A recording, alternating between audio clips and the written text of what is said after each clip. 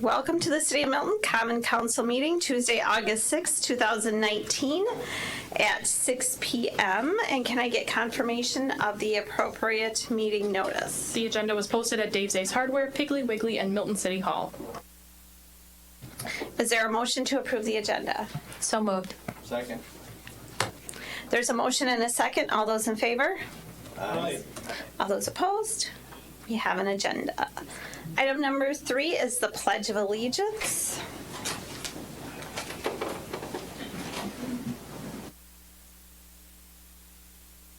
Flag of the United States of America and to the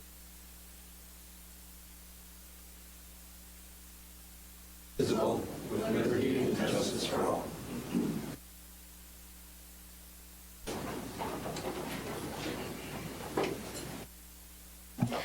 Okay, item number 4, we have a presentation, discussion, and possible action regarding the city's involvement in the 2020 census.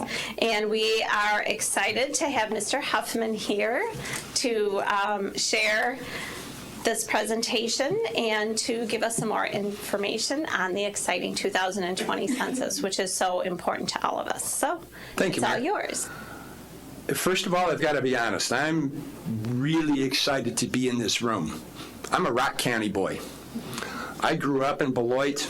I've played Riverside Golf Course so many times. I know every nook and cranny of the place and a lot of the bad places out there too. And when I was offered this job and I learned that Rock County was going to be one of my counties, I'm here. So I'm going to do everything I can to make sure Rock County gets the best possible count. Little census trivia. When was the first census? There's a census coffee mug. When we get them, if anybody can come within 10 years, when was the first census? And I'll give you a 10-year slide. 1790? Ding, ding, ding, ding, ding, ding. Exactly, 1790.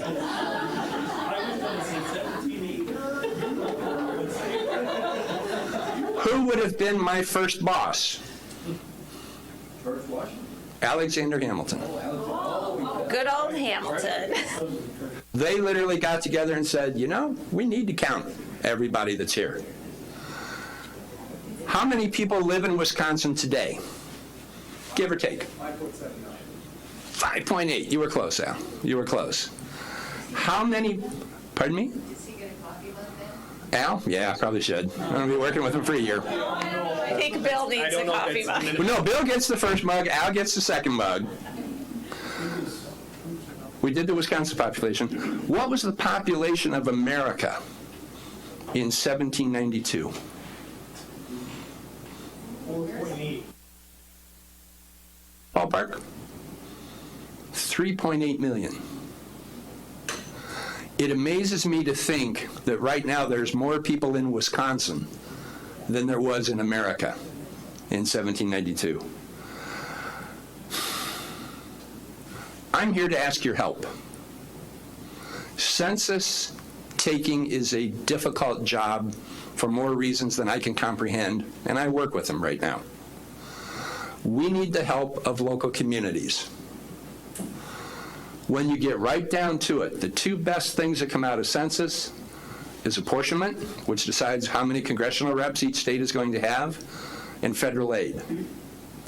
There are billions of dollars on the table in federal aid, and that money is largely distributed based upon population.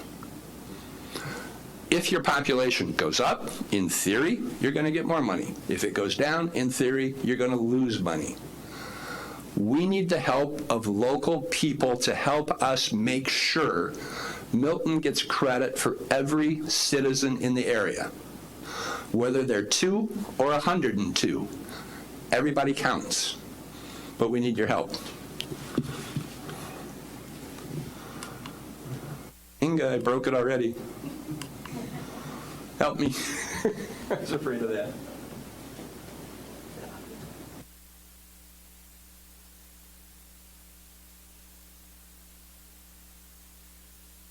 I'll just move it for you. Okay, go ahead and advance one.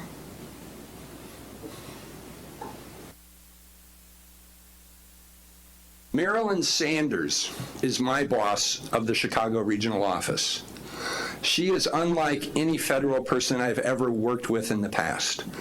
She is very serious about personal service to the communities and holds us to a very high standard. Our mission in a nutshell, we want to count everybody once, only once, and in the right place.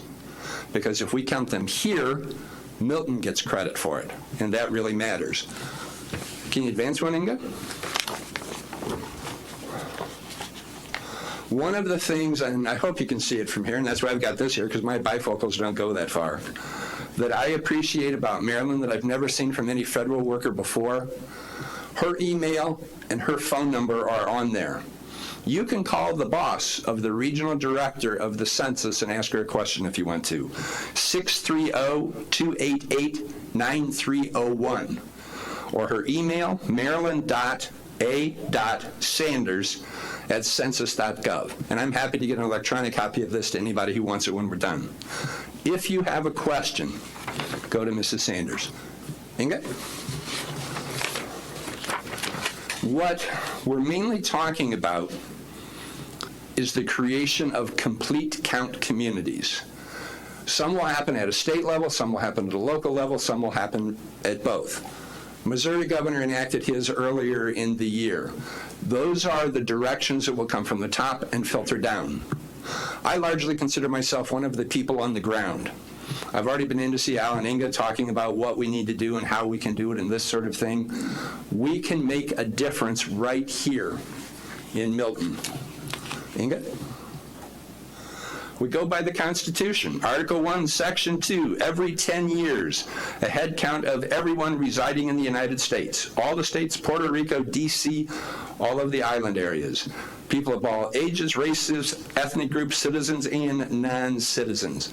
We count, you look like you have a question, Linda. Oh, anyone has a question, please, don't be shy. Inga? It's about democracy. I was lucky enough at one point in my career to work in Russia for 2 years for the State Department on democracy building teams. I have seen the other side, and it is not pleasant. I will take our system, faults and all, any day of the week. Other than voting, participating in the census is the single greatest democratic move every citizen can do. The money, $675 billion. It's up for grabs. Ohio lost 2 congressional reps last time. Texas picked up 4 congressional reps. We've all seen Congress. You need as many representatives as you can have at the table working for you. Inga? Part of our realignment this year, we looked at the things we needed to do differently and better. Technology is changing constantly. Everybody walks in with at least one phone, one iPad, something. It's turning into an online world. There has been an information explosion. There is so much information out there right now, it's almost impossible to keep up with. When we look really deep, a lot of people don't trust us. By law, we are forbidden to reveal any personal information about a person.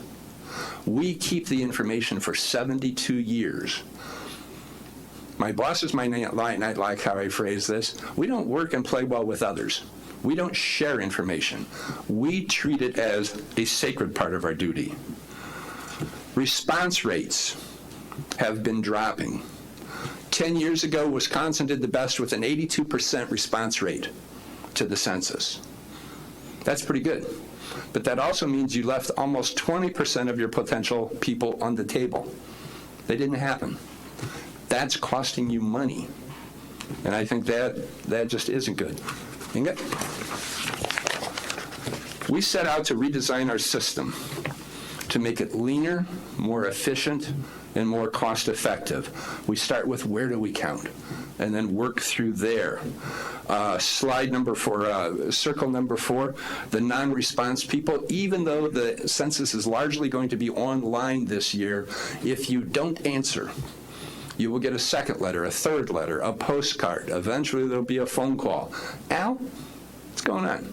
You didn't get the card? You don't want to answer? Eventually, someone will knock on your door. Our goal is 100% response from everybody in the country. We have to have it finished by the end of next year to give the report to the president. Let's skip that. That gets into a little bit of bureaucratic stuff. Cybersecurity is huge for us. We have never had a security break in the history of the census. That is something we're proud of and we want to protect for the taxpayers. There are phenomenal layers of security. My personal laptop I travel with, I have to go through, from the point of where I hit on until I signed in, it takes 8 minutes. I'm going through so many layers of security. Inga? On a local level, we are trying to hire, on a national level, we are trying to hire thousands of people to work on the census right now, here in Rock County. There are probably hundreds of jobs. The pay rate is somewhere in sort of the $14 to $16 an hour range. You can do part-time, you can do full-time. If you're over 18 and you can pass an FBI background check, you're going to go to work, and you're going to go to work in a hurry. Most of the jobs will last until close to the end of September of next year. That's the first story we're going to ask your help in spreading on behalf of all of us. The libraries have been huge partners statewide, setting up applicant days where we ask you to help promote this. Put it on your website, put it on your Facebook. Get a line on the bottom of your utility bills. Census is coming. Whatever you can do to help us tell that story. It's really quite simple. You go online, you fill out an application, it takes a couple of days, you're going to hear from somebody. They're going to help try to place you in the job where you're going to enjoy and hopefully be, go ahead, Inga, be a great fit for the team. Those are the offices in our part of the region. If you have a young person who wants to go live in the big city of Chicago, there's jobs in Chicago. There are jobs all over the Midwest and the nation if you want to go live there. If you want to stay home, if you're a mom with kids, a dad taking care of the kids, and you can work mornings once they go back to school, we're going to find a way to make it work for you. We really will. That's the job we need help with.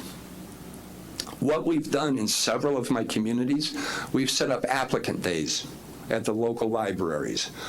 Promote it any way that you can. Facebook, online, your webpage, email blasts. Come to the library Saturday morning from 9 until noon. Somebody from Census will be there to help you fill out the application. We need help with the partnerships. Inga? The online form is not difficult. There are a lot of questions about what do you do with stress? How do you handle stress? I eat stress for breakfast. I hate stress. I adapt to stress.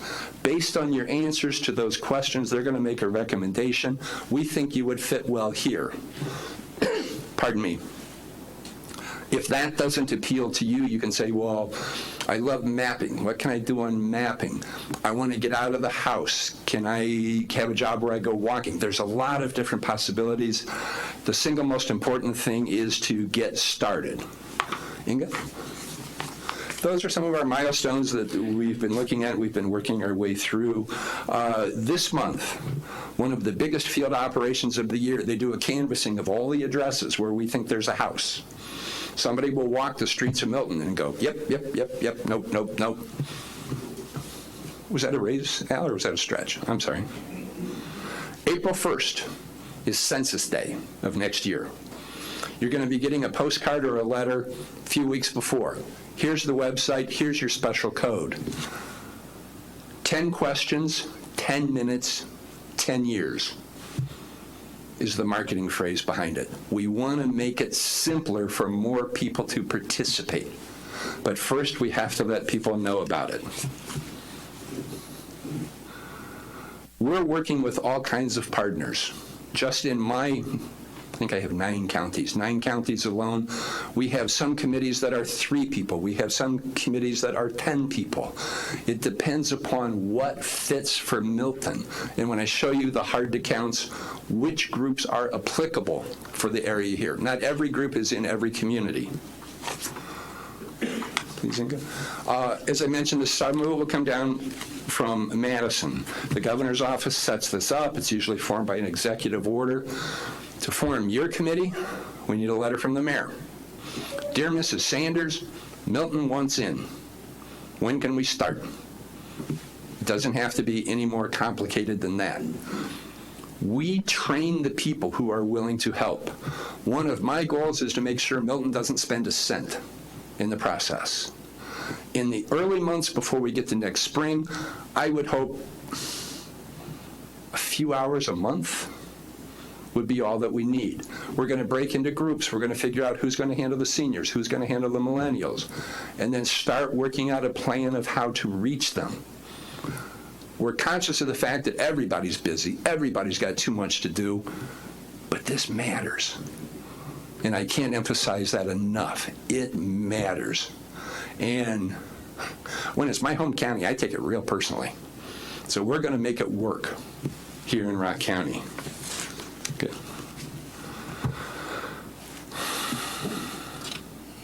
You can skip that one. You become the trusted voices of our community. I'm a guy standing at a podium. Nobody other than my one family friend that still lives here in town has any clue on who I am.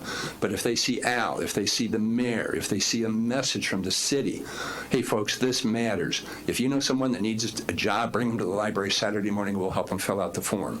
You become advocates for us. You become voices for us. That's one of the ways we want to start building more trust between the communities and the Census Bureau. Okay. We're going to ask you to help monitor the participation. We're going to target some specific groups. We're going to try to pull together enough people to make it happen.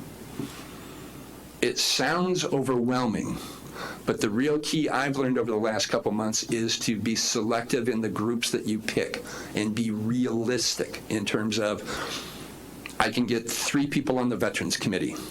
We can't phone 4,000 veterans, but we can do this, we can do this, we can do this. Will a veteran respond better to a pitch from a veteran than some schmuck? Hopefully they will. We want to bring all of those groups together. This is the killer slide, the next one. And I'm sorry that's so small. I hope you can see it, and I know some of you have some papers in your folders. What would the Milton Committee look like? And that's really not a rhetorical question. It's not one you have to answer tonight. But who do you need at the table? Librarians, somebody from the faith community, somebody from the media. This is a story that will affect Milton. How do you get them together? Someone from the senior advocacy groups, other nonprofits, education. Who can you get there that's willing to donate 10 hours a month over the next few months to the Milton community? And yes, it will step up. We may ask you to do a half a day or a day occasionally. You give the best looks, Linda. I'm like, what? Just ask me the question. Next one. I think she's volunteering to be in charge. I'm seeing some leadership potential here. Yeah. You're scaring the heck out of me, Linda. That's all I can say. The topics, number one topic right now for the next month or two, jobs. You have posters in your pamphlet. Consider borrowing yours for just one. Sure. I can give you these posters in a couple different languages. Put them in every store.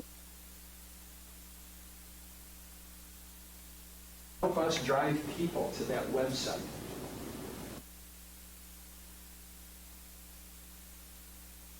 And it's all about keeping it local for Milton and telling Milton's story.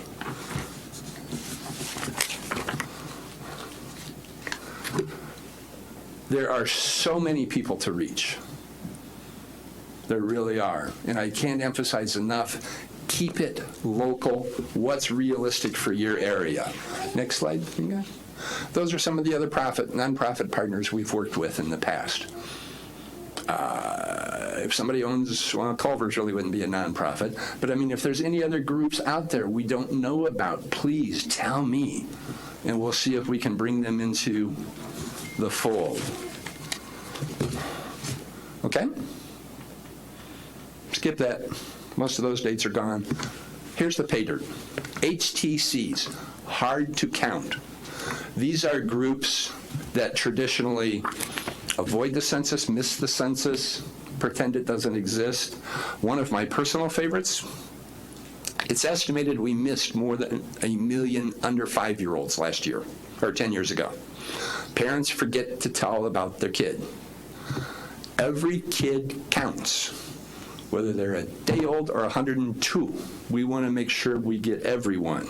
College students, because of their transient nature, farm workers, especially with language issues. We have people who speak Spanish, who can reach out to that community and talk to them as well. Homeless, immigrants, refugees, renters, snowbirds, seniors, veterans. There are thousands of veterans in Rock County. Can you find 5 veterans who would work as a group with the Veteran Service Officer to figure out how to get the message to them? Bill, census letters coming out. Please don't throw it away. It really matters. Do you have a computer? Oh, you don't have a computer? What if we have one of our volunteers come over and help you fill out the form? You don't want to do that? How about if we pick you up and give you a ride? We'll take you to the library on Saturday afternoon for the ice cream social, and you can do it there. It is one-to-one contact, especially to the senior groups. In Greene County, working with the Monsignor of the Catholic churches in the county, he gets it, and he understands how hard it is for seniors. He's going to help create a group just to work with the seniors in Greene County. There are no wrong answers. It's whatever you can do to help legitimately bring your count up will matter. It is huge. Construction, we've been tracking for the year, trying to make sure we have all of the new houses. Next one, please. Those are some of the phases we're going to go through. We're in gear up right now. It steps up in November and starts getting more busy, where we're going to test drive some of the groups and see if the idea works. Education into early next year. Encouragement. April 1 is when it all hits. Inga?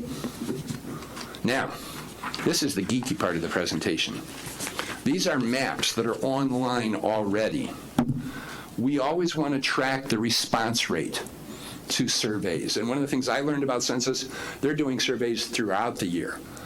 I work specifically for the decennial, the every 10-year census.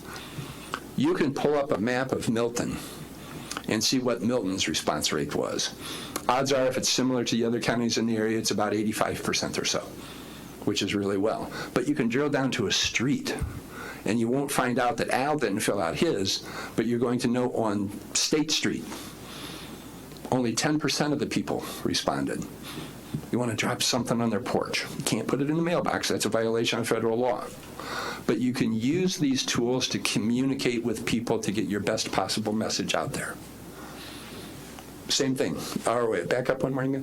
I don't know if you can see it, but the chart shows the response rates for the census from 10 years ago. Wisconsin was number 1 with 82%. Nationally, and this is the number I love, 74% of the people responded.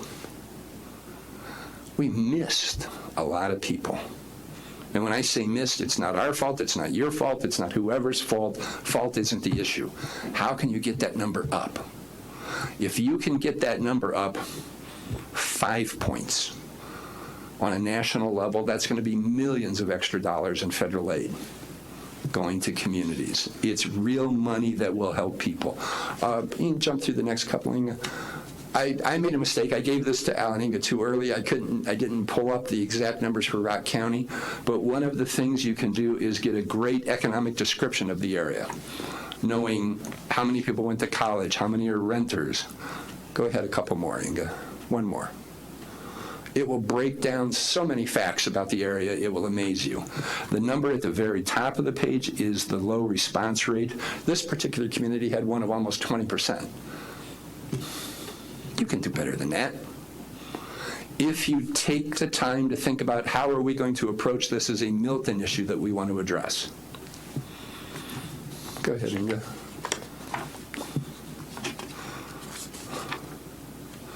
Training, one more. We do it for you. We will come here to City Hall, most likely it'll be me, but we'll work with the groups and teach them about a specific committee and how your job works. I can't go do the work for them, but I can make sure they're ready and have put the thought into how they're going to make a difference for Milton. One more, Inga? Next steps. Mayor, we need a letter. Dear Marilyn, Milton's in. You might want to go a little more than that. And I think I gave Al some examples of old letters. Or if I didn't, I will get them to you. It's just basically a letter to her, the key phrase being, how soon can we get the training? That starts our process and gives me permission to work with Al and Inga and whoever to make it happen for the Milton area. That's it, in a nutshell. We want to help Milton get every cent they're entitled to. It's entitled to. But we need the help of Milton to make that happen. Happily take any questions. Sir, Larry. Always had a curiosity. When you say a community to respond to 75%, let's say that was a response rate of 75%, what database is used to verify that you only hit 75%? You are so far over my technical head. Sorry. But that's okay. I think it comes down to how many did we get back from Milton and how many did we send. And if we send out the census, it may not be taking into account the number of people that we recovered when we start the door knocking campaign, because there are more people. I wish I had a better answer for you, Larry. That's fine, that was always curious about that. I did that well? Nobody has questions? It's a lot of information. Welcome to my world, Mayor. It's like, get ready for today's tsunami of things that will be coming at you.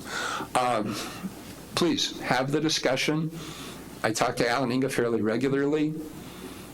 I'm happy to stay if you like, or if you prefer I leave so you can have a more open discussion, that's fine too. Does anybody have any questions about anything, or at what point in time, you probably have this in your handouts, does the committee form? Is it next year, or No, would you we're going to start, training? the jobs committee should have formed yesterday. So who are those 2 or 3 people? I believe you're with the library? The library will be integral. Can we put together the right people that would be able to put posters in every store window? I can hand you news releases, graphics, social media material, things that you can start transitioning into your system about the jobs. That's the first one. The rest will form over the next, by fall. And as we get closer, there will be more and more assignments. The first step, if I can suggest, if you want to do this, figure out what groups the city wants to concentrate on. Because you saw the hard to count numbers. There's some groups that aren't applicable to Milton, I'm assuming. Who are the groups you want to focus on?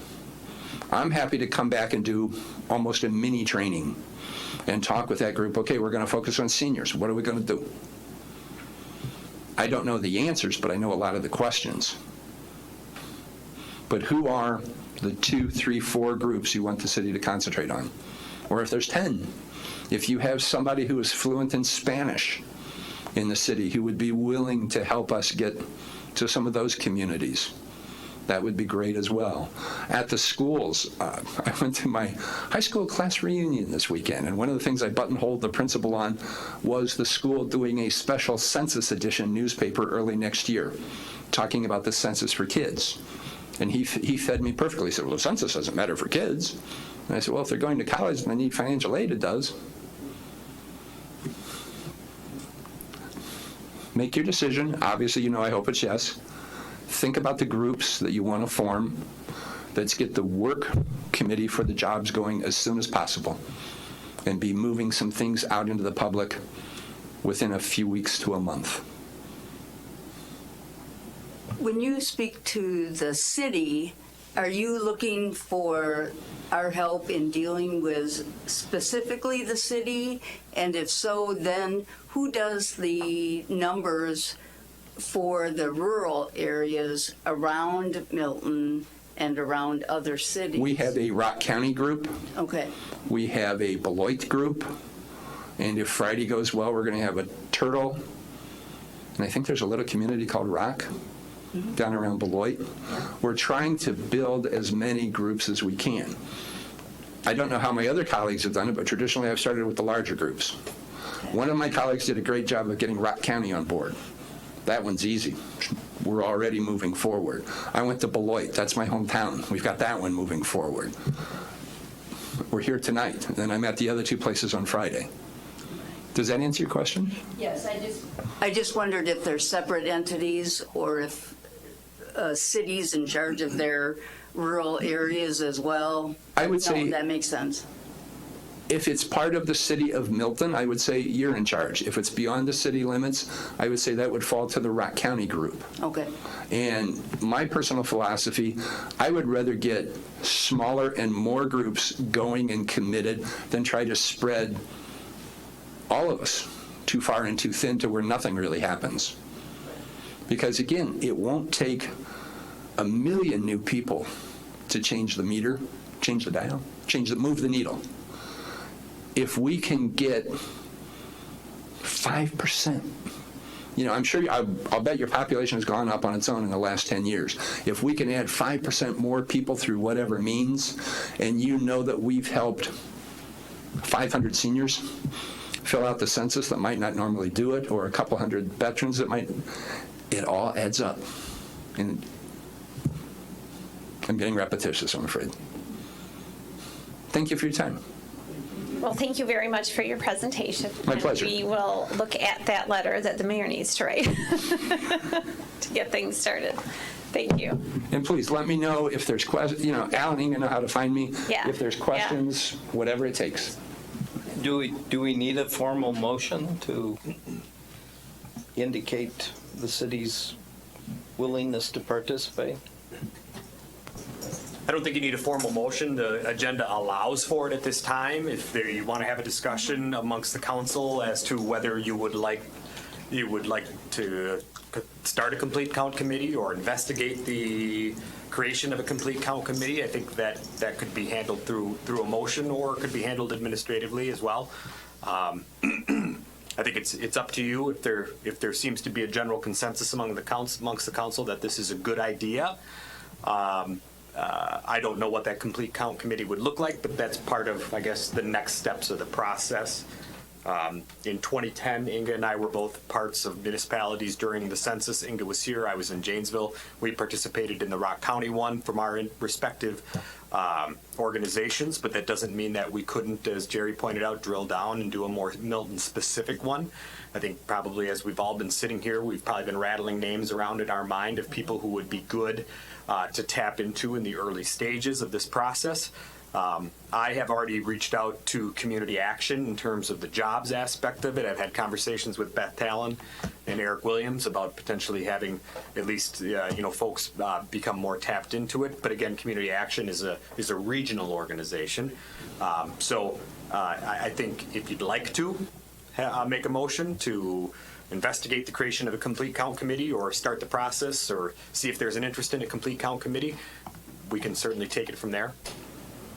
I'd be very interested. I think, especially the jobs aspect. I know we see a lot of information that says there's a pretty good employment rate in the area, but working in counseling, I know there's a lot of people that are unemployed. So. And I also know that there's a lot of people that they are confused when they get these postcards, and they feel like just because of today's day and age and people taking your personal information, they get very skeptical Absolutely. about it. So I think it's something good. I would move then that we, how shall we put it? That we take the steps necessary to explore setting up a Milton complete count committee. I agree. I'll second that motion. Okay, there's a motion and a second. And do you have something you wanted to comment? Be your best advocate. Milton will get one level of attention if it comes from the state committee. All due respect to Rock County, it'll get another level of attention through Rock County. And I'm not saying anything bad about Rock County. You're going to get your best action if you do it locally. And I really will leave. Thank you for your time. Thanks. So there's a motion and a second regarding investigating complete count committee. Is there any further discussion? I have one other thing, Madam Mayor. A group that is probably going to be, would be worth looking at targeting are homebound or disabled people. They aren't always mobile like I am, and they don't always respond to these sort of things. And in fact, are probably pretty skeptical of government inquiries in general, so. Anything else? All those in favor? All those opposed? Okay, that motion carries, and we will begin that process. Okay, item number 5, public comments regarding items which can be affected by council action. Mike Johnson, you're signed in to speak. Jacobson, sorry. Yeah, that's okay. You can just come up and speak on it. And just first and last name and your address. Home address? Correct, home address. Mike Jacobson, 728 Crandall Street. I think everybody got an email regarding our concerns or our opinions on the Merchant Row parking. So everybody read it. I didn't think I'd be here tonight, so I just would like to take questions from you. Why do you think we need that 2:30 to 4:30 no parking? That's not quite how it works. Public comment. Public comment. I thought it was just here on my agenda, number 12. Yeah, you get to speak and tell us what you're speaking on and your thoughts, but we don't get to do questions back and forth. Okay, well, our concern on Merchant Row is the no parking between 2:30 and 4:30. Why it needs to be there. People are doing the right things by leaving their vehicles, and which is public safety, number one. People, get Ubers. People give them rides home. Basically, that's the big one. So, I guess I don't understand why the parking from 2:30 to 4:30. We have employees that work past 2:30. We have cleaning crews that come in at 3:30 or 4. They're working, they get a ticket, they unload equipment out front, carpet cleaners, whatever it might be. So. Just to clarify, you're talking about the specific restriction on parking from 2:30 to 4:30 in those 48 stalls, right? I'm saying on Merchant Row in general. Okay, because it's not restricted on all of Merchant Row. It's selected areas that it's restricted. Is that correct? So you're talking about the areas in which it's restricted? Right, which okay. It's an ordinance that's old. It hasn't been enforced in 15 years. I've been there that long, and now the tickets are rolling out. So, it's just like, the signage is horrible down there. You don't really see it. The signs are, how old are they? So. I don't know if it's a necessary ordinance in this day and age. Is there anything else you'd like us to know that you don't think was, and I did, as you know, forward the email that was sent so everybody could get the same information, I think. Those 3 points there, I totally understand it. We've talked with Al and Scott. Parking or snow removal, totally understand. But, when people do the right thing, and parking on a Friday night down there is crazy. Mm-hmm. So if someone's going to get the front spot, they're going to take the front spot. Mm-hmm. And then one thing leads to another, and, they don't want to drive home. Mm-hmm. So. Mm-hmm. Okay. Anything else? that you can think of? I think that's it. Okay. And we will discuss it more when it comes up on the agenda. We've had 3 or 4 meetings. Yeah, 4 or 5. Yeah, so we have been having meetings on the parking situation and talking with the chamber and the chief and with your business and other individuals. So we've been kind of working on this for a few months now. Right, I realize that. Just so everybody else understands that, we're trying to come up with a reasonable. Well, I mean, the 2:30 to 4:30, so if you park there at 4:31, you're fine, or, Right. I mean, I got employees that sometimes multiple ones are there till 3:30, Yep, so yep. some of the big points. Okay. Anything else? That's it. Okay, thanks. And thank you for coming. Thank you very much. And the email, yes. Anybody else that would like to talk about anything else that's on the agenda? Because we can bring the sign-up sheet out if anybody else wants to. Okay. Okay, we'll move on to item number 6, approval of the consent agenda. I'll make a motion to approve the consent agenda. Second. There's a motion and a second. All those in favor? Aye. All those opposed? The motion carries.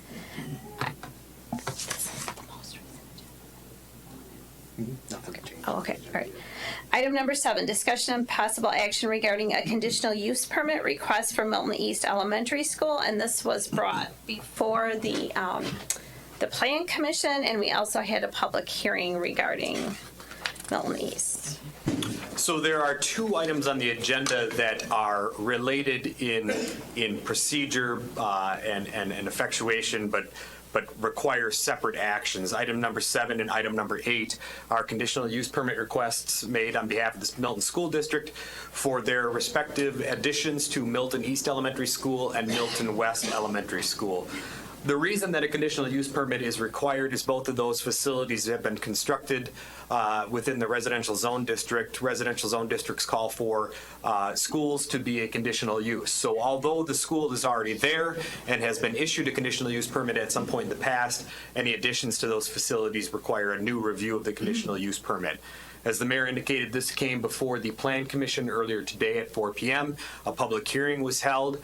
At that time, no comment from the public was made, but the Plan Commission did review not only the conditional use permit, but also the site plan for those 2 respective additions. Both items passed unanimously. The site plan, for all intents and purposes, has been included in the as part of your attachments. But really, what is for discussion purposes and actionable purposes from the council's perspective is the conditional use permit itself. Looking specifically at Milton East Elementary School, it's about a 14,000 square foot addition to the south of the existing facility.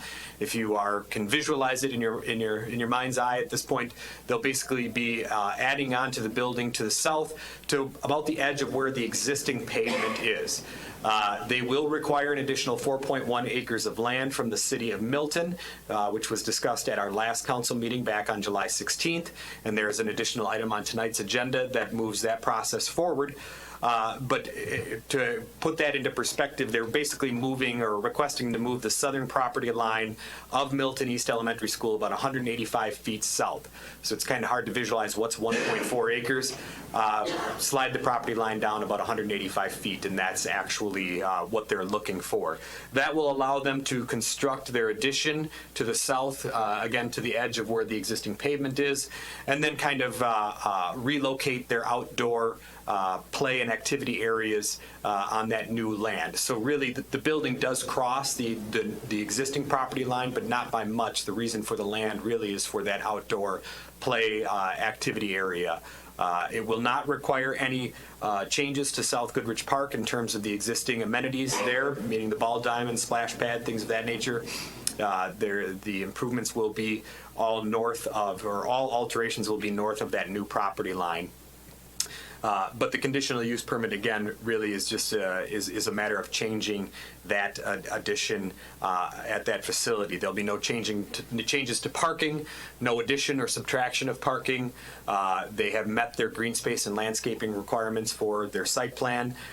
So really what is at the council's discretion this evening is to review and approve the conditional use permit. In terms of Milton West, same rules apply. They have a conditional use. Currently, they need to have their conditional use reevaluated because of the addition. That addition is smaller, about 7,000 square feet, again, to the south of their existing facility, and again, will encompass the area that is predominantly developed at this time with blacktop. There will be no alterations, again, to the parking, no alterations to the playground equipment, and as I noted at Plan Commission, for all intents and purposes, if you were to drive by on Madison Avenue after this addition is complete, you probably wouldn't even notice anything changed at Milton West. They have a little bit of work to do at their landscaping at Milton West, but from an ordinance standpoint, they meet all the ordinance requirements. There were a few contingencies as outlined in the memo. Those contingencies were reduced this afternoon based on new information provided from PRA, which is the school district's consultant. The remaining contingencies, for the most part, are contingencies that would be added to any site plan and conditional use permit in terms of stormwater and utility reviews. So what we would be recommending from a staff perspective is that through individual motions and actions, that there be an approval to the Milton East Elementary School conditional use permit request and approval of the Milton West Elementary School conditional use permit request. And again, those were reviewed and approved by the Plan Commission earlier today. And in that motion, would you want the meeting the contingency requirements to be included in the motion? The contingencies would only be effective on the site plan itself. They wouldn't be effective on the conditional use permit. They're somewhat kind of part and parcel. If you can't meet the contingencies on the site plan, you can't meet the contingencies on the CUP. So I don't think it's necessary that they're included as part of the motion. Mark, would you? Well, from my reading in terms of the memo, it sounds like, based on my interpretation, there's really only two of the contingencies that relate directly to the conditional use permit. Sure. The others relate to the site plan, Correct. as you say, is reviewed by the Plan Commission. So that would be, and this is in reference only to east. Only to east, and that's in reference to the land division as well as the comprehensive plan amendment. Right. Yeah. So I think those are the only two that I'm aware of. Would that be? So if a motion was to be made, for instance, to approve the conditional use permit for the Milton East Elementary School, they should include the contingencies related to the land division and the comprehensive plan, but Milton West could be approved without any contingencies. Silence implies consent. Larry, if we can just get the motion wording straightened out first. I have it already in my head. Okay, we're waiting for Mark's reply. Site plan approval is part of a conditional use permit approval, though, so it should probably just say maybe conditional use permit approval with the site plan contingencies. Just kind of covers everything. Sure, So that's fair. Similar to what the Plan Commission. Right. It's fine. It doesn't hurt to do that. Yeah. Okay, so you ready to make the motion on Milton East? Yeah. Okay. I'll make a crack at it. I move for approval of the site plan contingencies and conditional use permit for the Milton East project. I'll second. There's a motion and a second. Do you have that? Yeah. Okay. All those in favor? Aye. Did everybody vote? Did you vote? Aye. All those opposed? Okay, the motion carries. And then we'll move on to item number 8, which is essentially very similar to item number 7. Correct.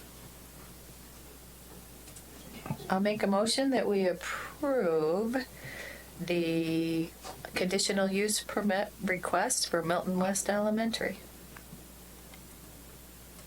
I'll second. There's a motion and a second. All those in favor? Aye. All those opposed? Okay, the motion carries. Item number 9, discussion and possible action regarding a simultaneous exchange agreement between the City of Milton and the Milton School District. So if you recall from the July 16th Common Council meeting, the Common Council reviewed a letter of intent that I had prepared and provided to the Milton School District, in which the Milton School Board reviewed on July 15th. At that time, the Common Council directed me and staff to draft a offer to purchase that was outlined the parameters that were included in the letter of intent. In doing so, the simultaneous exchange agreement between the City of Milton and Milton School District is on tonight's agenda, which in essence effectuates those parameters that were outlined in the letter of intent. As a quick review, again, as referenced during the conditional use permit discussion, Milton East Elementary School requires an additional 1.4 acres of land from the City of Milton and South Goodrich Park. As part of that, in consideration for that land transfer, the City of Milton has identified a number of parcels along the Municipal Drive corridor as well as around the Municipal Public Library as consideration for the transfer of 1.4 acres of land to the school district. The city would receive those parcels as outlined in the plat of surveys in the attached documents for consideration for that transfer of land. Again, this simultaneous exchange agreement, in essence, really is the effectuating document for the letter of intent. As outlined in that, I believe it sets a closing date of no later than September 15th, if I remember correctly, Mark. So this document would then, if approved tonight, would then set those wheels in motion for the council to then approve a resolution at a subsequent meeting, whether that be August 20th or September 3rd. That would then allow us to close on that transfer of land with the school district. The school district's attorney has been involved with our attorney in drafting these documents. The school district was present earlier today at 4 o'clock at the Plan Commission to see the Plan Commission's review of this item, in which the Plan Commission reviewed and forwarded a favorable recommendation unanimously to the council on this. So this puts the wheels in motion, gets us one step closer, gets the school district one step closer to beginning their construction at East Elementary. And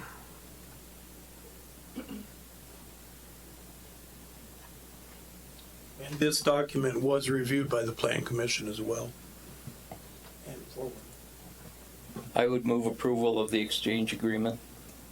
And as part of the approval and to authorize the city administrator to sign the same on behalf of the city? Yeah. Okay. Such power. I'll second it. There's a motion and a second. Is there any comments or questions? All those in favor? Aye. All those opposed? Okay, the motion carries. Item number 10, discussion and possible action regarding fall 2019 pavement improvement projects. So this is an item that we are excited to present. This has kind of been a building. We've been building the momentum and building the reserve to do this. We brought forth a pavement improvement program that we hope to tackle yet this fall, actually more so this summer than this fall, that will address 5.25 miles of streets within the city of Milton. To put that into perspective, there's approximately 32.7 miles of street within the city of Milton. So in essence, we'll be touching close to between 1/6 and 1/7 of the streets through this program alone. And this is in addition to those improvements that we have made to, that we are making to Front Street and Windsor Court and Merchant Row and Parkview Drive and Catman Street and Second Lane and Chicago Street and Stearns Road and a lot of the things that we've done over the last couple of years. But this is the most robust, probably, program that we've brought forth. The amount of, and we've talked about this on several occasions in terms of pavement improvement. As the integrity of pavement decreases, the cost to remedy those deficiencies goes up dramatically. What we are proposing through this pavement improvement program is these are mostly what would be considered preventative maintenance, or those that would allow for those streets that are on the precipice of degrading to the point where they would require a large financial investment to fix, to bring them back up to a level that would allow them to be maintained for longer in better condition. So as outlined in the memo, we will be touching a lot of streets. Some of those will be short, some of those will be quite long. And many of those will be very visible, highly trafficked streets in the city of Milton, which frankly was a goal. The preponderance or the vast majority of the funding for this street and pavement program comes from the wheel tax. One of those things that was adopted in 2016 that we have been able to utilize to leverage other funds, such as Merchant Row and the $500,000 improvement that we made there 2 years ago, that was heavily leveraged by wheel tax dollars. This one is really a lot of wheel tax dollars, all of our wheel tax dollars, plus some additional residual funds that are part of the capital improvement program that we budgeted through the general fund. 5.25 miles is a lot of street. When we add it all up, this year alone, we're probably over 6 miles of street that we will be addressing in this year alone. As folks know who live in Wisconsin, infrastructure is one of the tougher nuts to crack, one that have been neglected greatly. I have often said and will continue to say, much to the chagrin of the cowboy keyboardists out there in social media land, that Milton has some of the best infrastructure in the county, and this will only strengthen that level of the infrastructure that we have in the city of Milton. Our PACER ratings are high, and this will keep those high. As our neighboring communities look for millions of dollars of referendums, these types of programs allow us to address our own needs with existing resources without going to a referendum type of process. But for these funds that are available to us, referendum would be our only option, and that's something that we don't want to necessarily address. And hopefully we aren't put in a position. And by doing this type of pavement improvement program, we're able to maintain our existing infrastructure, hopefully for a decade or more, on the streets that we are addressing through this program. So when you take a look at it and you say, well, 1/6 of our streets are going to be put to a level where we don't have to necessarily worry about them for 10 years, that puts us in a pretty strong position, I would argue, in terms of our infrastructure. Are there still streets that need improvement? Absolutely. Woodcrest, Blanche, Forest Lake, Ivanhoe. These streets are streets that we know need improvement, but with limited dollars, we do the best that we can, and we try to maximize the return on our investment. In working with Farner, and I see some representatives from Farner out in the audience there, they've put together a very competitive quote for us to do this preventative maintenance on a number of streets, and we're able to add to it their initial quote to include John Paul, a road that is heavily traversed, and that traffic continues to increase after the advent of the bypass. So we are excited to bring this forward. This is what gets local government dorks excited, is that we get to fix our streets. But we recognize that the work is not done, that there's still a lot of streets. I'm sure when Kim posts this article on Facebook, we will be flooded with negative comments about all the things we didn't do. But nonetheless, we will push on. So that's my thoughts. And you're anticipating that all of this work will be done this year yet? In about 2 weeks. Right, guys?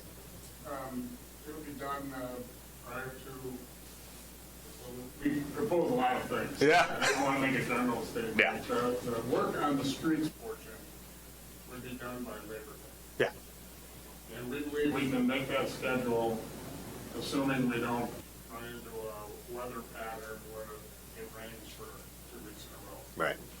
It did earlier in the year. Right. So we're not having a lot of roads closed for several days at a time, or how does this kind of look? There will be, and maybe you could address that better than I. Roads will only be closed temporarily. If you don't mind, yeah. So just as he's on his way up again, I don't want folks to think that all the streets are going to look like Front Street does right now. I mean, Front Street is a full-blown reconstruction, curb and gutter from terrace to terrace. What Farner is proposing to do and what we're advocating to do, this is preventative maintenance. This is chip sealing, this is crack sealing, this is infrared heating of existing pavement. So it won't be as intensive and as intrusive as an improvement as we're seeing on Front Street and Windsor Court. So as he started to say, there will be street closures, but they will be short-term and in limited duration. Yeah, there'll be minimal street closures, and we'll maintain traffic control. So we won't actually close a street. We may stop traffic for 10 or 15 minutes while we go through a street, or we may move traffic over to another lane. But we don't anticipate closing any streets for a day or half a day or anything of that nature. And so you would inform the city so we can get the word out, like, hey, on Wednesday, there's going to be road work on John Paul. Maybe it's a good idea. Yeah, I have some, Take that in I have on- some letters that we use in other cities that I can provide to you, that you can put on your website, mail to those constituents. We will, I think in all cases, we'll have to post the roads. There's going to be no parking, which will be some notification that something's going to happen. We'll typically post that 1 to 2 days ahead of the work. Once the work is complete, we'll take those back down and the street will be open. So the no parkings will be from 7 a.m. to 7 p.m. They won't be for the entire 24-hour period. Does anybody else have any questions? So folks in the area, I guess, again, to put it, maybe use an analogous example or to put it into perspective, again, Front Street is on the forefront of everybody's mind because it's a full-blown reconstruction. I mean, that street is torn up through the base subgrade. This treatment is more similar to what the county just did on their segment of John Paul. So if you remember that treatment that occurred, traffic was never stopped on John Paul. You could traverse it the entire time. This will be, in our opinion, and Farner's opinion, a better, less messy treatment. But that's the level of treatment that we're getting. There's not going to be, they're not going to be bulldozers and graders and diggers and stuff out there. It's going to be a less intrusive, less disruptive type of treatment. Correct. There'll be a crack fill crew that'll come in and do all the crack filling prior to the chip sealing. There'll be an infrared crew that'll come in and do the infrared patches. That will be separate.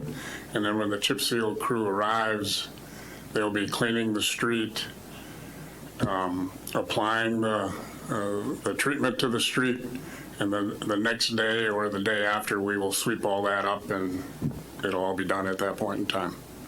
So I don't know when the county swept. I don't even know if they did sweep. But in municipalities, we're using the correct type of emulsion so that we can have minimal disruption to the public, try to hold your complaints down. So in most cases, we put it down one day, we sweep it up the next morning. I don't know if you have any ordinances as to how early we can begin, but if we could, we'd begin at 6 o'clock. If you have an ordinance that says 7, then we would obviously wait till 7 before we would start sweeping. Mike, when do you wake up?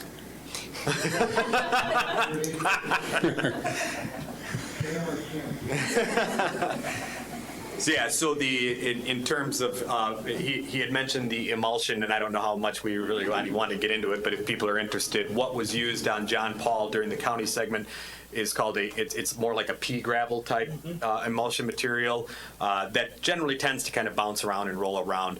The product that Farner uses is much more of an irregular, kind of obtuse granular that stays in place better and drives itself into the pavement and generally creates less of a mess. It's generally less of a mess because traffic speeds are going to be considerably lower within the city than they are on John Paul, where it's 55 and 45. Or 70, depending on who's driving.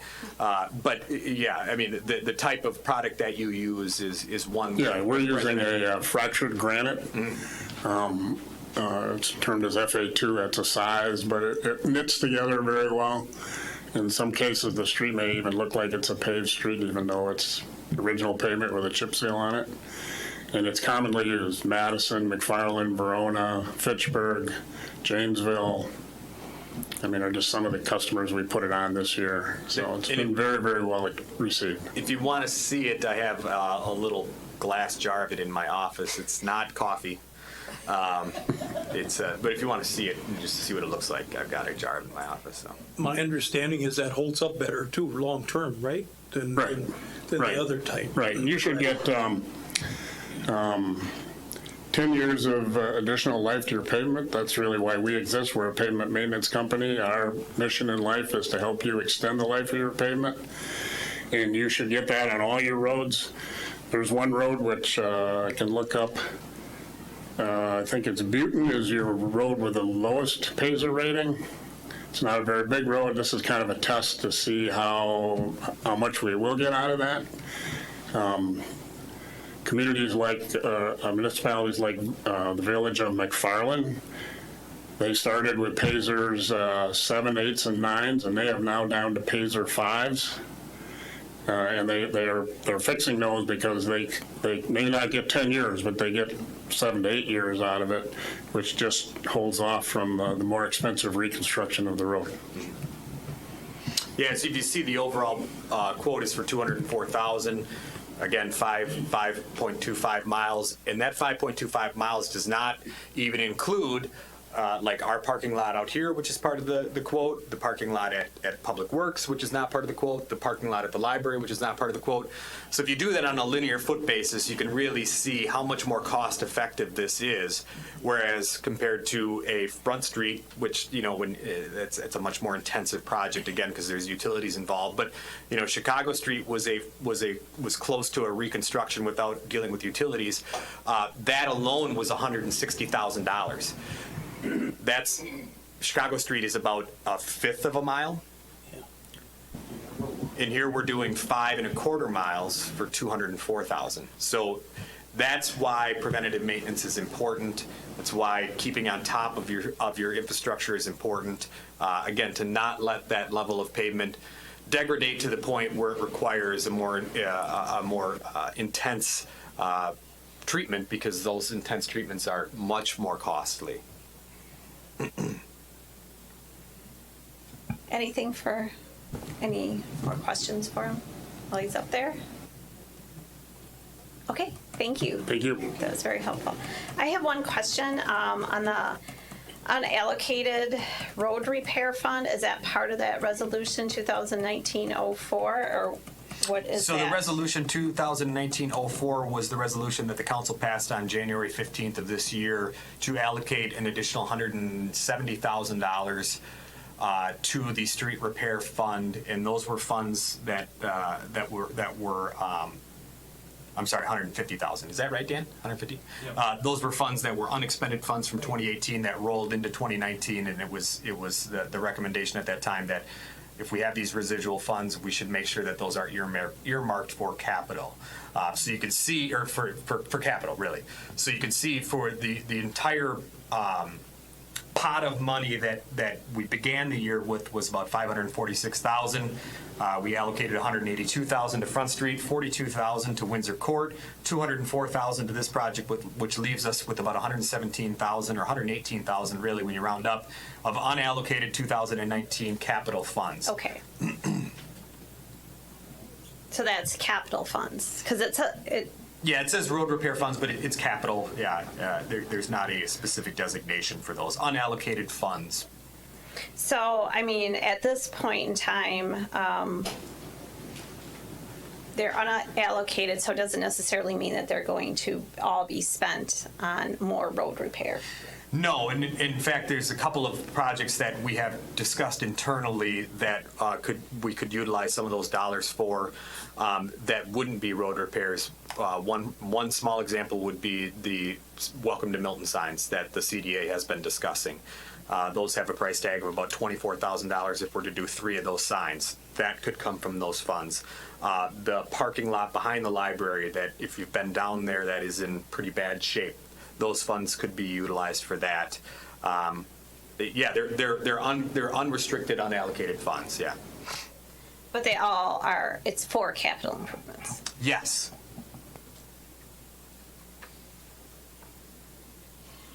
Why do I think we're going to get the library parking lot fixed? That was part of the 2019 budget, and yeah, those funds were. It's just a project that hasn't happened yet in 2019, but it was part of the 2019 budget. Okay. That's part of the 2019 tax levy allocation, the first number of that, 125,000.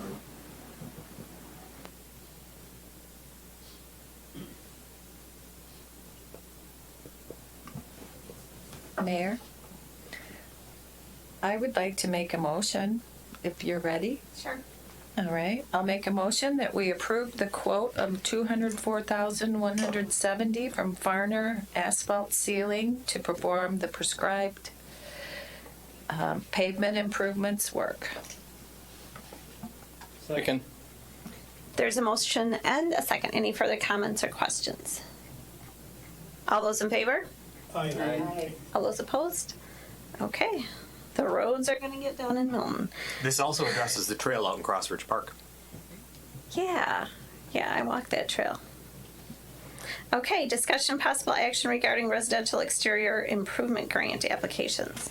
The CDA met on June 24th to review 4 applications for the Residential Exterior Improvement Program. They forwarded a favorable recommendation for one of those applications. As you can see, 523 Golden Lane for $3,990 for the replacement of their driveway and sidewalk that has fallen into disrepair. That was also reviewed by the Joint Review Board on July 17th because this project falls within 1/2 mile of TIF District Number 7. And the Joint Review Board also forwarded a favorable recommendation. If this is approved, jumping ahead just a little bit, if this is approved, that means that that program, for all intents and purposes, is pretty much tapped out in 2019. There will be $1,053 left. So if there's somebody out there who has a small project that's $2,000 or $2,100, they certainly could apply and should apply for those residual funds. But if somebody has a project that's $5,000 or $8,000, they would only be looking at a $1,000 contribution from this program. With that being said, we certainly hope to offer this program again in 2020 with a new allotment of $25,000. But at this time, if this last application is approved, we'll keep the applications open. We have conversations with folks all the time. I had another one today with an individual who lives on Sioux Lane who was looking for a larger dollar amount and said, okay, well, with that information, I'll wait till 2020. But I think it's important to know that the program still exists, there's still money in it, but the dollars are pretty limited at this point, if this is approved. I'd like to suggest, I know monies are tight, but with the success of this program, and by the way, other communities are aware of it and are paying attention to that program too that we've set up, that maybe we look at increasing that in our 2020 budget a little bit. Mm-hmm. So we could meet some of the needs that are out there, because this is really benefiting our community. So. The funding source for this is entirely within TIF. Right. So if we were to, the only way that we would need to change the budget or have it touch Fund 100, which is the general fund, is if we decided to fund projects that were outside of TIF districts. Which there are some parts of the community, believe it or not, that are outside of a TIF district. They're not many, but that is certainly an option that is available to the council. I would think, I would also say if $25,000, even if the funding source is TIF, continues to be TIF and solely TIF, if we are to increase that amount, I would feel comfortable with the council making a recommendation of that, or I would request that the council approve that as part of the program guidelines. I think there's probably a couple of things that we would change in the program guidelines based on things that we learned this year. There has been 6 applications processed. This would be the 7th, so we certainly have a good sample size. So yeah, we would probably bring some stuff back in January or maybe even December, so we can get a start on it in the next year. And that would be a good time to discuss that, I think, if that's the wishes of the council. Certainly the funding source being TIF is one that is easier to use, but is not necessarily infinite as well, you know. So. I understand. But it is exciting that we had so many people participate. Yes. And put in applications, and that it was well received and well utilized.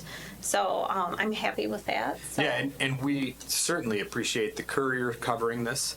The vast majority of comments that I have gotten from folks who have expressed interest in the program learned about it through the Courier and through the Courier articles. You made Pam Snow a celebrity, so I don't know if she was too happy about that. But so thank you for helping us get the word out about it. It has been a successful program, and I believe that it has matched the intent of the program, or the outcomes have been matched the intent. Is there a motion?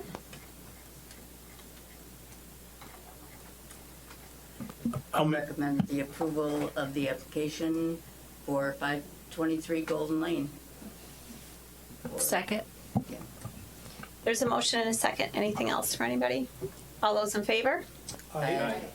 All those opposed? Okay. Another residential grant on the way. All right, item number 12, discussion and possible action regarding ordinance number 468, and this is regulating parking along merchant. So as the speaker previously indicated, there's an item on tonight's agenda, ordinance number 468, that addresses parking along Merchant Row. In discussions with the Jacobsons, who own Junction Pub, about the current arrangement, it became kind of clear to us that there is some inconsistencies or incongruencies in regards to where restricted parking is and where it isn't, specifically in terms of the on-street, or what has been kind of dubbed on-street parking along Merchant Row. So what currently exists today in ordinance is that any parking on street along the east and west side of Merchant Row is restricted from 2:30 to 4:30.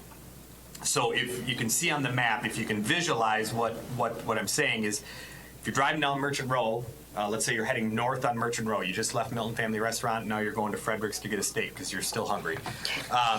And you're heading north on Merchant Row, the parking that is directly to your left is restricted overnight, and the parking that is directly on your right is restricted overnight. That has led to confusion, that's led to some kind of inconsistencies on how it's been enforced. In discussions with the chamber and discussions with some business folks, it became clear that, well, parking on the west side of Merchant Row, which is sometimes viewed as on-street, sometimes not viewed as on-street, really doesn't require that 2:30 to 4:30 overnight or restriction, because it's not directly in front of the businesses. So, although it's been enforced inconsistently over time, it's one of Chief Marquardt's major goals for this year is to match practice with policy. So if there's inconsistencies on how we are enforcing it, that is a practice. We need to make sure that our policy matches our practice. So in talking through this conversation with those business owners in the chamber, there was kind of an agreement like, hey, the 2:30 to 4:30 on the west side, again, some consider it to be on street, some don't. That restriction could be lifted and still match the intent of the ordinance. So Ordinance 468 removes the 2:30 to 4:30 parking restriction on the west side of Merchant Row. So if you have your agenda packets with you and you're looking at the map, what still would remain 2:30 to 4:30, even if this ordinance is adopted, are those 48 stalls that are within the yellow box. So we adopt this ordinance, it's published, it goes into effect. 10 days from now, if you're trying to figure out what's 2:30 and what's 4:30, or what's 2:30 to 4:30 and what's not, those in the yellow box would still be 2:30 to 4:30. If it is the council's wish to further the alleviation or removal of that ordinance, or of that restriction, we have that ability to do so. Because this is an ordinance, it does require a first and second and third reading. We could make that change and then bring this back for a second reading. If it's the council's wishes to just remove that restriction from the west side only, we could move to adopt this ordinance tonight. But I wanted to make you aware that that option is still available to you. So when it's all said and done, there are 216 stalls within the public Merchant Row corridor. So when you're looking at the map, I'm not including any of those stalls that are in front of the Red Rooster or Deb's Squeeze In or any of that. There's 216 stalls kind of within that Merchant Row corridor. If this ordinance is passed, 48 of those stalls will be restricted overnight, which would mean the balance, or the 178 remaining, would not have that overnight restriction and could be parked in overnight. So that's what the effect of the ordinance is. If you'd like us to take it further, we can have that conversation yet today or even 2 weeks from now. Or at any point in the future, I guess.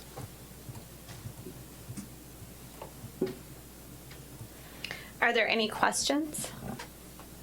So if I understand it correctly, with this different wording in the ordinance, the number of overnight parking stalls would increase. Increase, yes. But there would still be 48 that would have restrictions on. Correct, yes. Right. Yep. It would The overnight parking would increase by about 52 or 53, if I remember correctly. That allows it. Yes. Yes, yeah, everything in the northern lot, if you want to call it northern lot. And that's, again, that vernacular is where some of the inconsistencies occur. Everything in the northern lot is already allowed overnight. Right now, as it stands by ordinance today, on the southern lot, those angled stalls along Merchant Row, which are sometimes referred to as on-street parking, technically are restricted 2:30 to 4:30. The chief has not enforced those by design, with the understanding that this ordinance would be coming forward to, again, match the policy with practice. And it was also one of the decisions we made from an enforcement standpoint as well, because of the signage that goes into that lot on the south side. If you look at your map and look at that north lot compared to the south lot, the north lot stalls that we were not enforcing is in direct line with those angle spots that were ambiguous. So I think this just makes it more consistent throughout that road on which are okay and which aren't. And it would be easier to understand on the part of the citizens. I would hope so. Yeah. I mean, just by setting it up. Yeah, when in one of the meetings I had about this with the chamber, the discussion was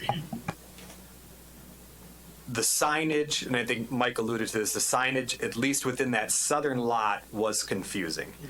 And frankly, I hadn't paid that close attention to it, so I didn't understand what they were talking about. So after that meeting, I drove down there and I thought, yeah, this is confusing. It says no parking 2:30 to 4:30. It faces those angled stalls, but I believe a reasonable person could deduce that it meant the entire lot. And it didn't. Even by ordinance, it didn't mean the entire lot. So we removed those signs, again, with the understanding that this ordinance would be coming forward and that it wasn't being enforced by the police department anyways. But this ordinance is important. This ordinance as written is important because it would then effectuate that change by ordinance and match, again, policy with practice.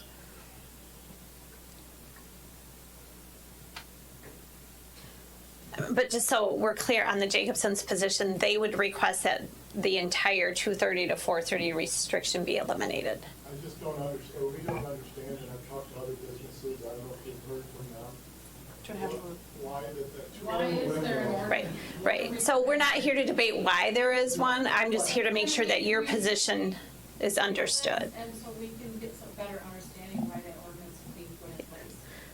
So I mean, you could talk a little bit about the history of the ordinance, but my reason for making that comment is so everybody understood what you were asking for, because that is not what is being presented. We're asking for the ordinance to be removed so that people have the option to keep the rest of the public safe and get a safe ride home and not get a $50 ticket. Okay, all right. That's correct.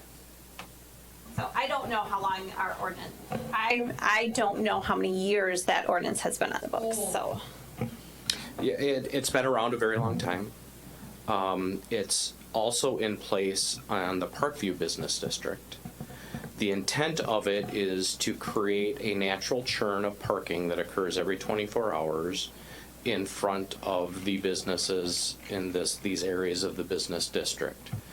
It assists in helping us keep people from leaving cars for days at a time in prime parking stalls for our businesses that would like to keep the stalls open in front of their front doors.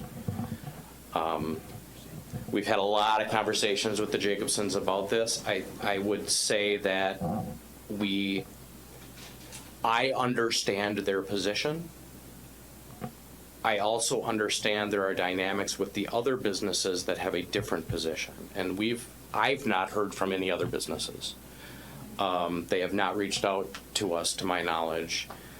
We have heard secondhand from a couple other businesses that said, no, we want that churn. So trying to come up with a balance of what the best look for parking is going to be in our two business districts is a challenge because we have kind of two competing interests here. Understanding that public safety is important, one of the concessions that I think we were trying to make is let's make as many stalls available as possible for people to park overnight so that they can leave their car and still have stalls that change every day for the people that do want parking stalls directly in front of their doors. That's the balance we're trying to reach. I understand that's a position that the Jacobsons don't hold, and that's kind of where we're at and why we're bringing this in front of you. Yeah, and we just did more restrictive parking on Parkview. Am I correct in that? Right, yeah, this dynamic, it's ironic and interesting that this dynamic is literally the exact opposite of what exists on the east side of town, in which, we had several business owners in here, several meetings in a row asking for more restrictions because their concern was that people were parking for long durations who were not using their businesses specifically, and then taking up prime parking. So if you remember that whole conversation with the Parkview Drive issue, the thought, or at least their contention was, you've got people who are parking there all day long and taking up spots for my customers. And then there becomes this perception that, well, there's no parking there. So they asked for greater restrictions.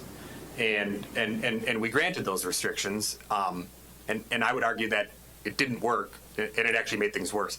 But that's the challenge that we get into. I think that the chief is concerned about from an enforcement standpoint is when we have these different levels of duration or different levels of rules that apply in different areas based on the different makeups. So when he's talking about striking a balance, I think that's hopeful where we get here. And the chamber provided their letter of support for this ordinance, and I think that was their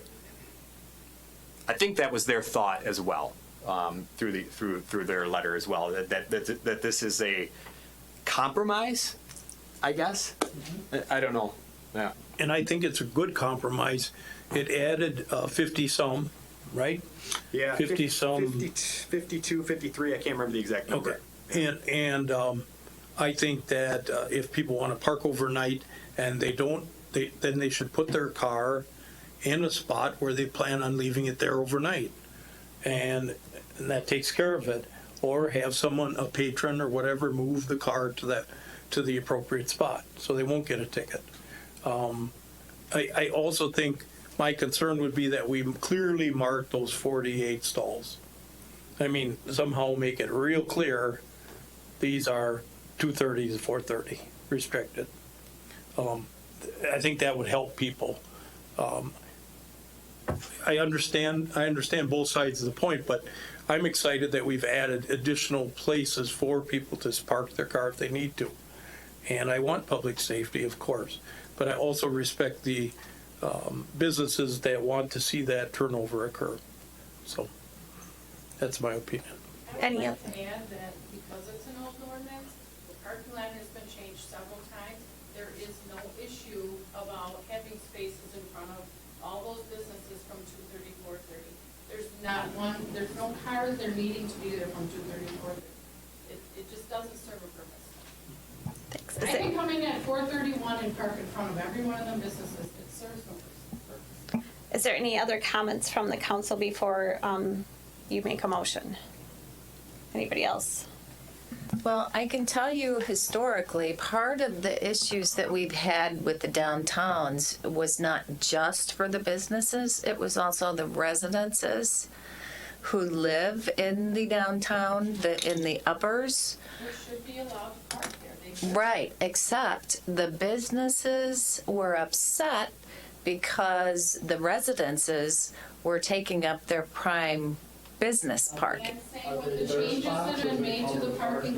It was right in front. That have been made to that parking lot, there's umpteen stalls.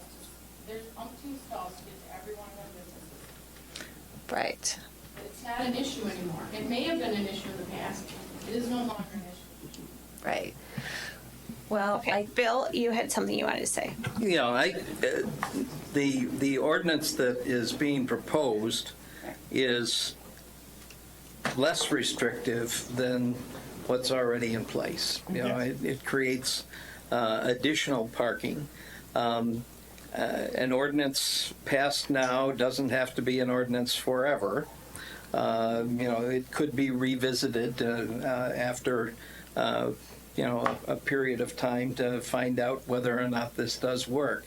I think there are businesses that hold the opposite point of view in terms of that turnover, not wanting vehicles to be in place and then be there in the morning and on through the day occupying some of those prime spots, and people are going to park in the prime spots.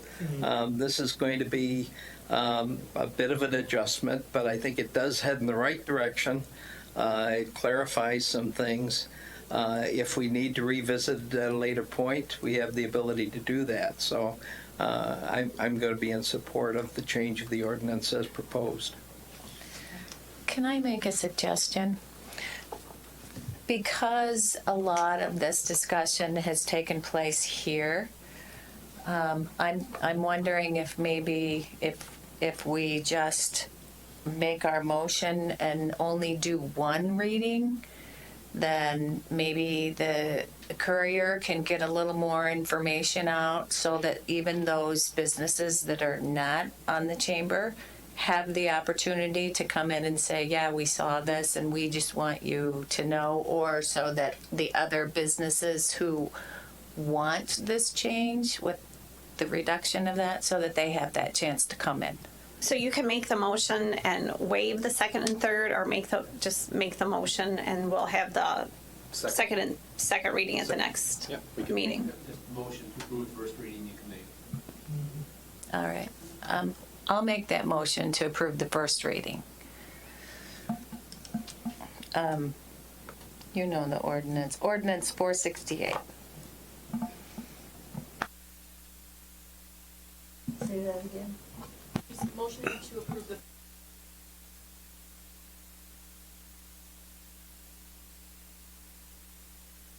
I'll second.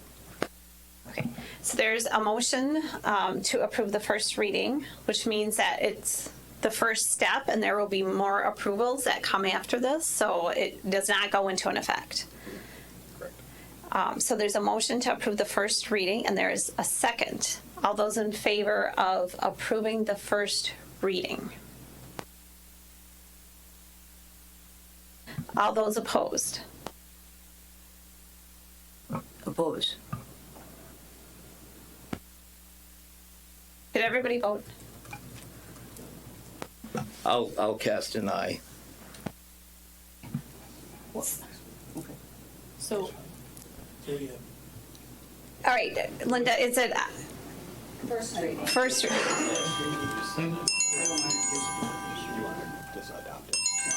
about that. I thought it was on fire. Great. Okay, so who voted to approve the first reading? Can you just show your hands?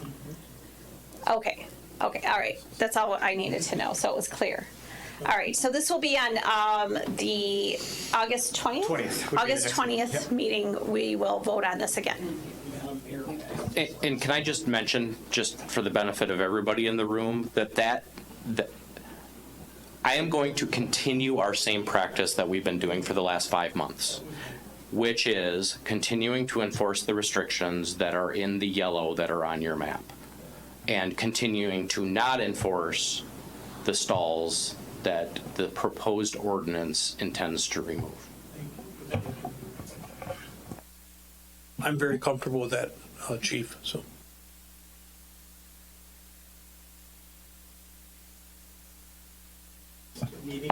Yes, it will be on the August 20th agenda. So yeah, it'll be scheduled for a second reading. And then we can choose to. You could adopt it at that point. Yeah. Correct. Or if you choose to change the ordinance, does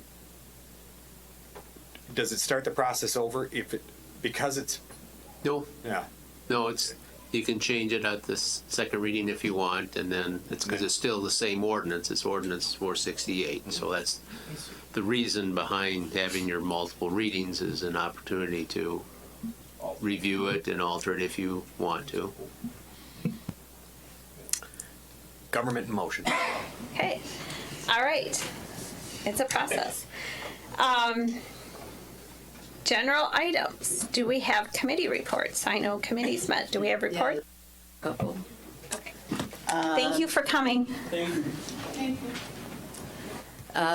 Between this cross between the Fire Commission and Gathering Place, this Thursday, August 8th, we have the Fire Commission and the Milton Area Chamber of Commerce having a business after 5 and a community get together to invite people to visit at the fire station and be introduced to a variety of the Milton area emergency services, as well as a number of businesses under the Milton Area Chamber of Commerce, and invite your families and anybody to be able to explore all of the emergency services and different businesses to show all of our community.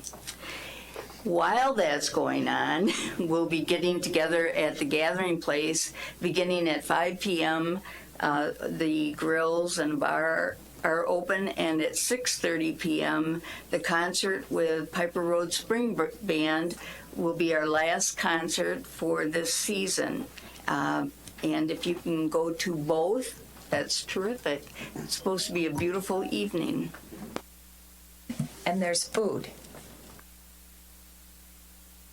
There's food at both places. You can get 2 meals. So the pact that everyone must make, though, is if you go to both places and you see somebody order a brat at the first one, you can't criticize them for ordering a brat at the second one. That's right. It's a pact that everybody has to make. I'll make that and take a picture and post it to prove that you went to both events. That's right. And I have a direct line to Matt LaFleur. Aaron Rodgers will not be playing in the first preseason Packer game, so don't worry about missing it. You're not going to see anything anyways. Right. Oh, okay. It's not going to be like shown in any of these places.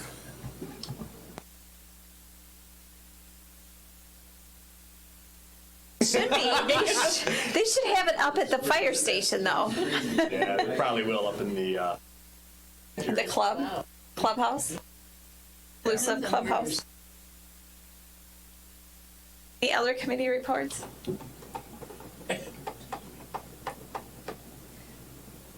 I'm talking about committee reports, so hold your breath longer. Nope, I don't have any. Okay, staff reports. Chief? I will not have staff at that event, but the Rock County Anti-Human Trafficking Committee will be there with a display. So if that's something you're interested in exploring more, I encourage you to stop by their table. They'll have some materials, and we'll continue the conversation that we started in this room a couple of months ago. I think that's really all I have for tonight. Okay. Library? Jamie and I will be at the community event at the fire station on Thursday. Jamie will do like pop-up story times, and we'll be giving away free books and stuff like that. We have our food truck rally on Sunday, August 25th. So mark your calendars from 10 to 2, our last one of the year to close out the summer. In July, we had over 11,000 library visits.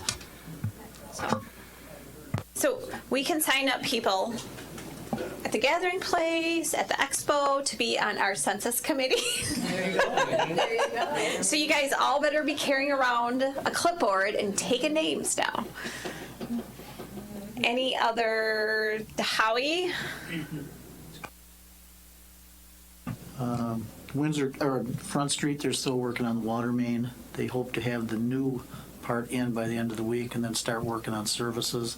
They're not going to work on Windsor Court until next week. Let's see, what we talked about tonight, they're thinking about August 19th to start those streets for the seal coat work. And the lift station, they should be pretty much done out here on Janesville Street, and they have to wait to get the actual pumps and the other equipment yet worked out on Parkview. So. And chicken barbecue is in 2 weeks, the 18th. That's Sunday. So. If you donate $1, you can. Yes, and okay, this is the deal. I want, or the Chiefs. Yeah, well, so I want you to just donate tons and tons of money, but I want you to donate one less dollar to me than you do to the Chief. No, it's a pie per dollar. It's not a pie per dollar. Yeah, it is. What? No. I was just like, wait a minute here. Do you remember when Carrie sent you and I that email? I didn't respond. I read the fine print. Because I am a team player, and I'm promoting the city. So to make it easy for me, we'll Just open your wallet, Larry. This is a pay-to-play instance. The chance at a single pie to the face as opposed to all the dunks I took in the dunk tank over the last 4 years, I think it's a good gamble. Oh, it is so much better than a dunk tank. Dan? I don't have much, but the pavement improvements that were passed today is a culmination of our willingness to not borrow, and this should hopefully keep us on that path of fiscal responsibility as we continue to pay down our debt, because as I've said time and time again, we are at an elevated level for the next half decade or more. So anything we can do to mitigate future price increases on maintenance items will help our future selves, and this was a big step in helping our future selves. Okay.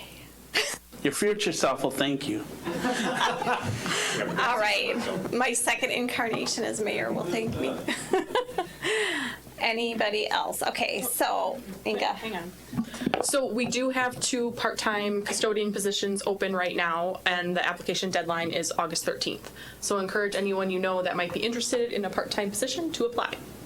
Al. All of those things were correct. I agree. That was good. That's it. That was good. We have, next week we'll have, next week the Joint Review Board will be having their ever popular, and ever exciting, and ever elucidating annual meeting. So the Joint Review Board, so this is somewhat of a committee report too. The Joint Review Board will have their annual meeting next week. That's where we get to review all the TIF districts. And we got our new valuations last week, and that was a mix of great news and less than great news. Good news is that the city of Milton continues to grow at a unprecedented level. I use this kind of as an example. From 16 to 17, 17 to 18, we grew by $44 million. That was unbelievable. That was 10.5% or 10.8% growth. Last year alone, we grew by $32 million. That's organic growth as well as new construction. That is a high level of valuation growth that outpaces all the other communities in Rock County. I need to verify that number because I don't know their numbers yet, but the last 2 years we did, so I'm assuming that we do it again this year. That's great, but that comes with the challenges that we face, and as Dan indicated, the pavement improvement program is a good way to kind of help protect our future selves, but that doesn't necessarily solve all the problems. With growth comes challenges, and so that hopefully helps us out in the budget process, and hopefully continues to I don't know if we have to worry about consumer confidence at the local level, but it should make people feel comfortable that the economy in Milton and the value of their investments is being well recognized in terms of what we're seeing in Milton over the last 3 years, really. So.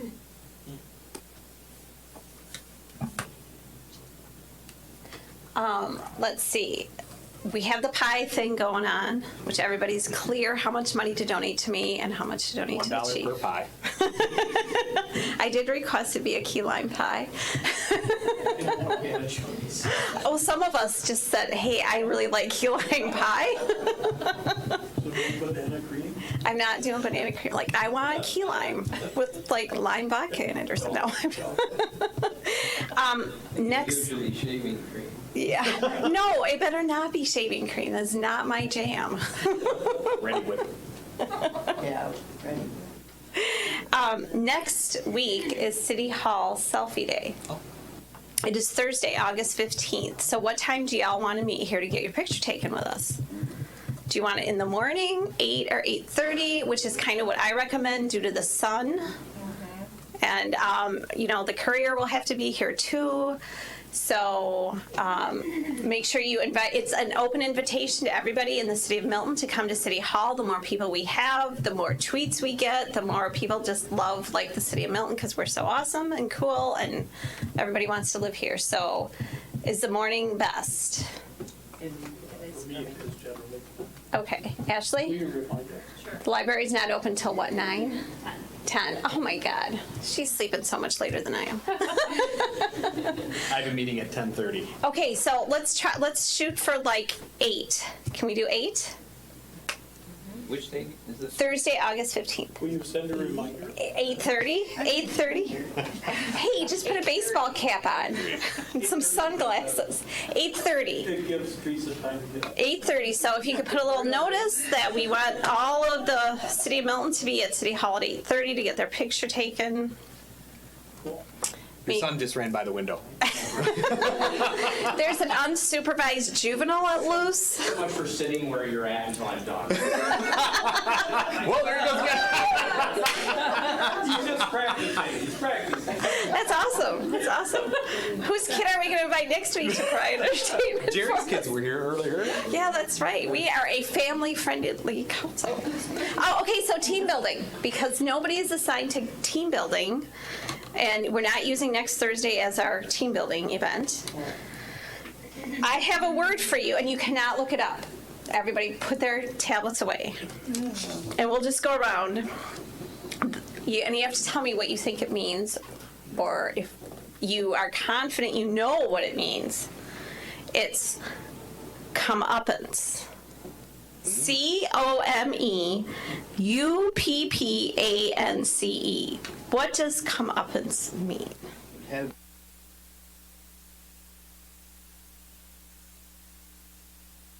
What's coming to you? You're getting your due.